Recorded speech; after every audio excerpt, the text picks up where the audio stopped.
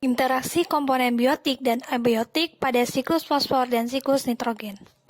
Adapun tujuan pembelajaran pada pertemuan ini yang pertama, menentukan peran organisme pada siklus fosfor dan siklus nitrogen dalam ekosistem Tahura Wan Abdurrahman. Yang kedua, mengaitkan interaksi komponen abiotik dan komponen biotik dalam siklus fosfor dan siklus nitrogen pada ekosistem Tahura Wan Abdurrahman dengan benar.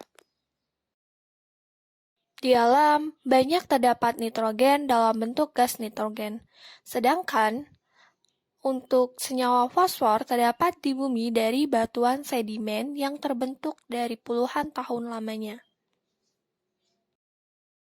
Bagaimanakah setiap organisme dapat memenuhi kebutuhan nitrogen dan fosfor?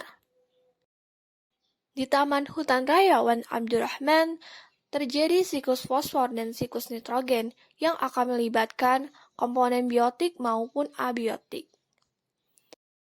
Unsur nitrogen maupun fosfor tersedia di hutan melalui serasah yang dihasilkan dari vegetasi yang kemudian akan diurai oleh dekomposer dan akan tersebar melalui rantai makanan yaitu tumbuhan, kemudian ke konsumen satu dan akan diurai kembali oleh dekomposer.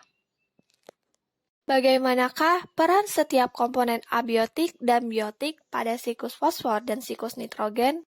Berikut ini mekanisme siklus fosfor.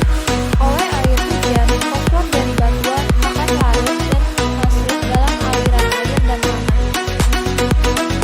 Kemudian, fosfor akan berpindah ke bawah hidup melalui proses rantai makanan. Dan kemudian akan kembali ke tanah oleh bantuan dekomposer menjadi kemudian fosfor yang terbawa air akan terbawa sampai ke lautan dan akan menumpuk di dasar lautan yang kemudian akan berubah menjadi batu. Selanjutnya, mekanisme siklus nitrogen. Di atmosfer, nitrogen terdapat dalam bentuk gas, akan tetapi gas nitrogen tidak dapat masuk dalam makhluk hidup secara langsung. Maka dari itu akan terjadi proses fiksasi nitrogen.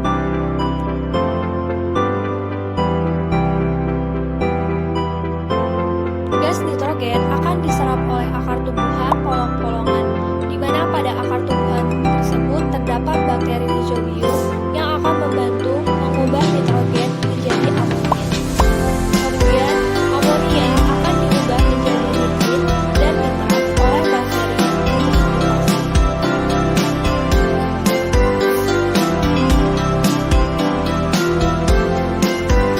Pada bentuk nitratlah, akar tumbuhan akan menyerap selain itu, perubahan gas nitrogen menjadi molekul juga dapat dibantu oleh kemudian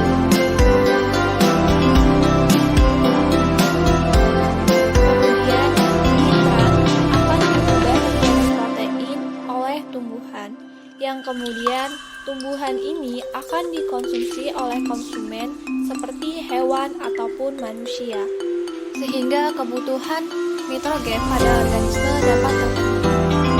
Kemudian, dengan bantuan oleh dekomposer seperti jagung, sisa-sisa metabolisme makhluk hidup akan dikembalikan ke tanah dalam bentuk amonia.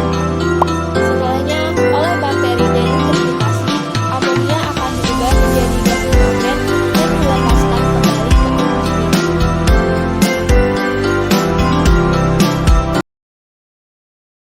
Selanjutnya, pada gambar, terlihat adanya perubahan lahan tutupan hutan Tahura Wan Abdurrahman menjadi lahan pertanian, seperti ditumbuhi oleh kakao. Penanaman kakao ini akan menyebabkan penggunaan pupuk anorganik seperti pupuk NPK. Penggunaan pupuk yang berlebihan akan menambahkan unsur ataupun senyawa pada tanah.